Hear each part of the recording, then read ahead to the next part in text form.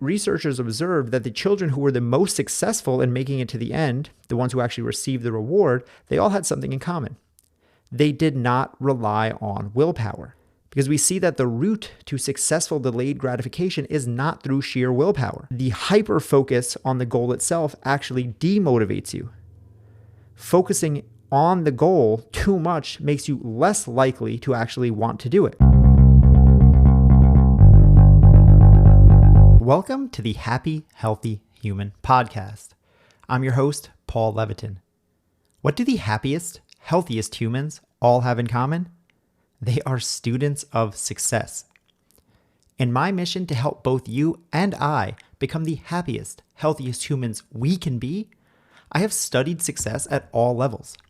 And after spending over a decade working in the field of human development and flourishing, I can tell you with certainty, success leaves clues.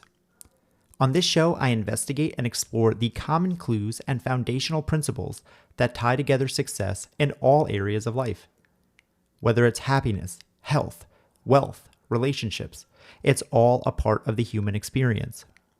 By following these success clues and understanding the underlying success principles, you will find that success is not simply a possibility, it's guaranteed. Every Tuesday, I give you simple, straightforward action steps and tools using these clues and principles of success to help you become the happiest, healthiest human you can be. Today's success clue is celebrating marshmallows. You're a student of success. That's obvious. That's why you're here. You're on a quest for knowledge. I mean, you're listening to this when you could be jamming out to some new music or listening to the newest true crime murder porn podcast, but you're here. You're trying to better yourself, trying to learn.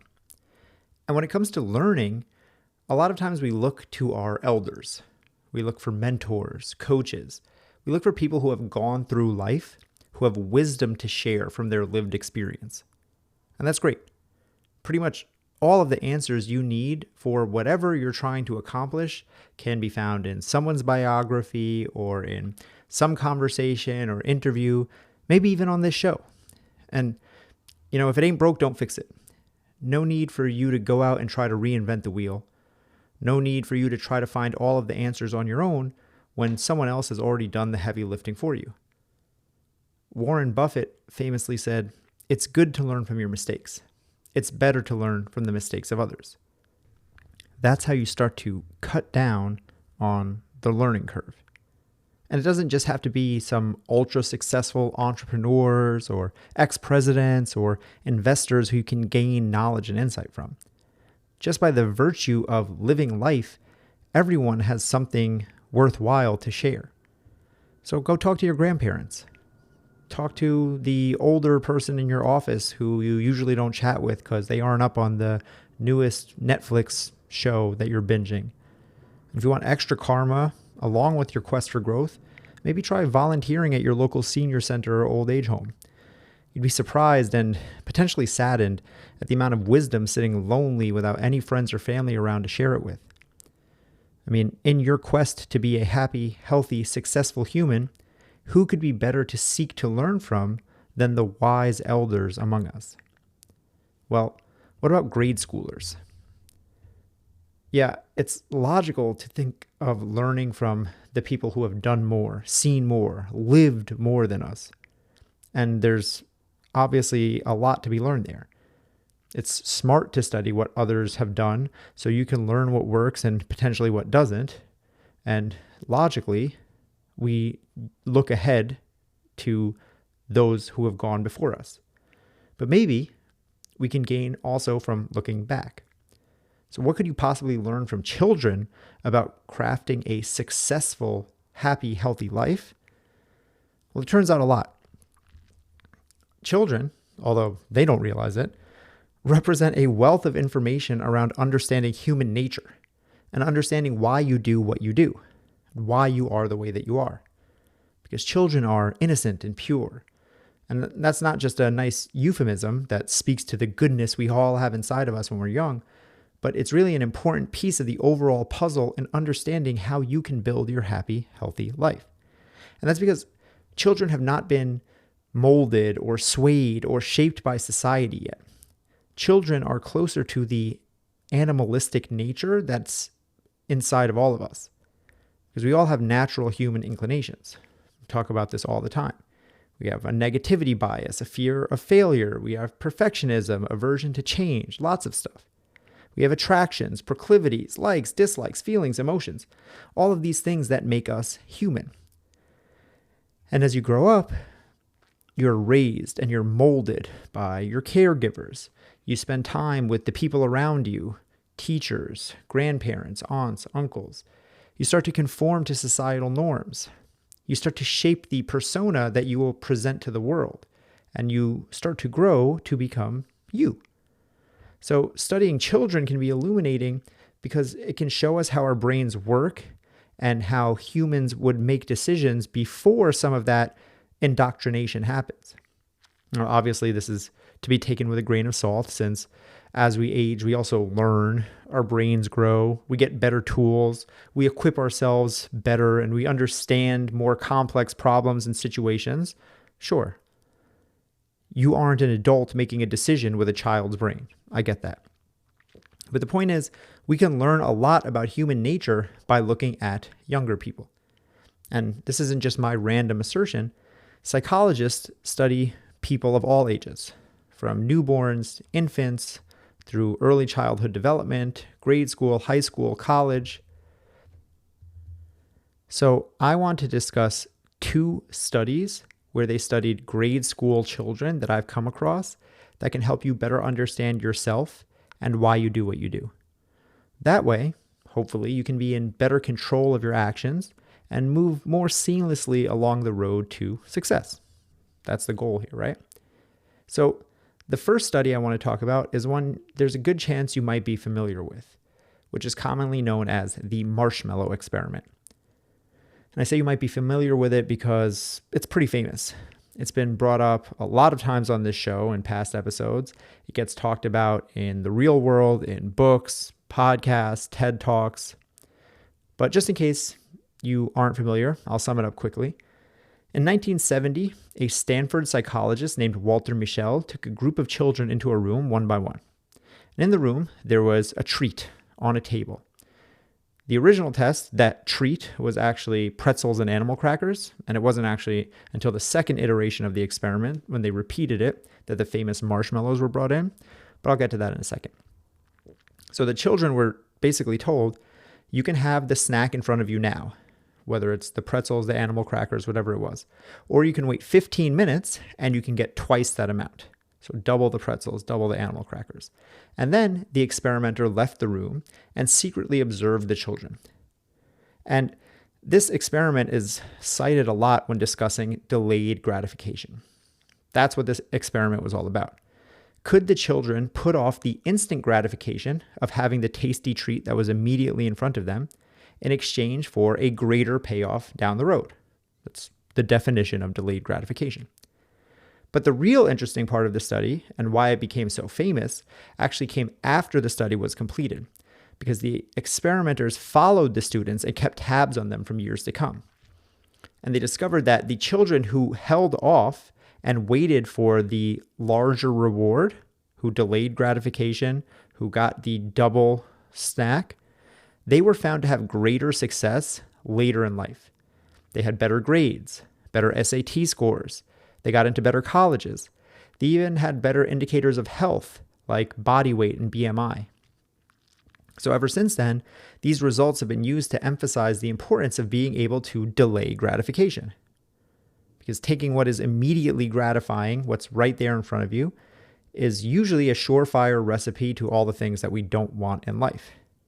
And just about everything that you're searching for lies on the other side of being able to delay gratification. Again, this gets talked about a lot, so probably already knew that. But going back to the original experiment, Mischel and his colleagues theorized that having the reward visible in plain sight, meaning having the snacks right on the table while the kids were waiting, that would serve as motivation to get the reward, meaning it would increase the probability that the children would be able to abstain from the immediate rewards. Because the logic basically went, if you tell the kids, hey, wait a while and you'll get a treat, that's one thing. But if you literally sit them down and put the treat right in front of them on the table and say, this is what you will get if you hold out for just a few more minutes, then that would produce better results. They'd be able to concentrate better on the reward that was right in front of them. Well, it turned out they were wrong, and most of the children would not. The hypothesis they had proposed was completely wrong. Instead of the rewards acting as a cue to remind the children about the possible benefit they could get from delaying, instead the rewards acted to increase the children's frustration and ultimately decreased the amount of time they were able to delay gratification for. Basically, the results showed that not thinking about a reward enhances the ability to delay gratification, rather than focusing your attention on the future reward. Meaning that it is the focus on the reward itself that brought up a discrepancy between what the children had and what they wanted. That discrepancy led to discomfort, and it whittled down their willpower to the point where they would give in. And hopefully, you're starting to see why this can be important for you. Because for most people, when it comes to setting goals, they think of the achievement of the goal, that is the reward. Right? We can use those interchangeably. Achievement of the goal is the reward. Because if you want to lose weight as an adult, you're probably not going to get a prize at the end. The point is the weight loss. But now if you look at this study, you can see that if you simply focus on the end goal, you focus on the result, which is the reward, while it seems like that could be ideal, actually, that just highlights the gap between where you are now and how far you have to go. So if you're looking at your bank account and just seething in frustration that you aren't saving enough money, and then all of a sudden you're at Starbucks spending money you don't even have on something you don't even need, well, that doesn't make much sense. Why would you see the goal so clearly, which is saving money, and then take actions directly counter to that goal? Spending money on a Frappa-Wappa Ding-Dong cappuccino at Starbucks. Well, if you look at things through the lens that we see from Mischel and his colleagues, you can start to see it more clearly. You see that the hyper-focus on the goal itself actually demotivates you. Focusing on the goal too much makes you less likely to actually want to do it. So that's the first point, but we'll come back to that. And again, as I mentioned, that was the original time they did this experiment in 1970. The original experiment, like I said, took place with animal crackers and pretzels. But they repeated the experiment in 1972, and that's the second time they used the marshmallow. And the reason they followed up on the first round of the experiment was because the first round they learned that having the reward readily available was actually demotivating, like I just explained. And now they set up the second round of the experiment to see how different strategies helped or hindered the children in their pursuit to delay gratification. Basically, they knew that whatever the second thing was, the double marshmallows, the double animal crackers, that was more appealing. That's the whole point. If offered one marshmallow or two marshmallows, a kid would choose two marshmallows. So all things being equal, they would prefer the double snack. And yet, the kids who focused on getting the double snack, ironically, did not get it. And now they also understood that kids didn't just choose the instant gratification. It was more of a cracking under time. Some lasted 20 seconds, some 2 or 3 minutes before they gave in, some almost right up to the time limit. So in the original experiment, researchers observed that the children who were the most successful in making it to the end, the ones who actually received the reward, they all had something in common. They did not rely on willpower. Those who succeeded found ways to distract themselves. And the distraction varied, but what it meant is that successful children were ones who spent less time thinking about the reward and more time thinking about, well, basically anything else. Here's a quote directly from Walter Mischel and the study results. He said, "Some children covered their eyes with their hands. They rested their head in their arms and found other similar techniques for averting their eyes from the reward objects. Many seemed to try to reduce the frustration of delay of reward by generating their own diversions. They talked to themselves, sang, invented games with their hands and feet, and even tried to fall asleep while waiting, as one successfully did. So, the second round of the experiment, the true marshmallow experiment, where they're actually using marshmallows, they wanted to find out what were the strategies used by children who successfully delayed gratification. Were some strategies better than other in allowing them to succeed? And that's where it got really interesting. So they set up multiple experiment conditions. All had the same ask. Sit down, marshmallows in front of you. You can eat one now, or you can wait and you can get two. But some children got just that. Sit at the table, wait. But then in the other experiment group, some children got toys and games. So they were told, sit and wait, but here's some toys and games you can play with in the meantime. And then some children were told to sit and wait, but they weren't given toys and games, but they were instructed to distract themselves by using their imagination. So again, three groups. One just told, sit and wait. One told, sit and wait, but here's some toys. One told, sit and wait, but try to distract yourself. And the experiment found that the children who tried to just sit and wait, who just tried to abstain while watching the clock tick, they crumbled the fastest. And the ones who actually were successful were the ones who found ways to distract themselves. But interestingly, there was very little difference between the kids who had toys and games to play with to distract them and those who just used their thoughts or imagination. So the second study actually had almost identical observations as the first. And here's another quote from the researchers when they were discussing what they observed in the students who successfully delayed gratification. They said, they made up songs. They hid their head in their arms. They pounded the floor with their feet. They fiddled playfully and teasingly with a bell. They verbalized the contingency. They prayed to the ceiling, and so on. So are you noticing? It's not what many people talk about the marshmallow experiment would have you believe, that the point is to say instant gratification is bad, delayed gratification is good. Again, we all probably know that instinctively. The real interesting takeaway from this is that the children who were successful did not try to face the problem head on with sheer willpower. Distracting themselves, whether it was through singing, closing their eyes, literally just turning around and facing the wall, playing with toys, telling themselves a story, they all fall into a category of something that I talk about a lot on this show, and something that I've been teaching clients for over a decade. What they were doing was controlling their environment. And that might sound strange, but stick with me. Because we often think of the environment as what's around us.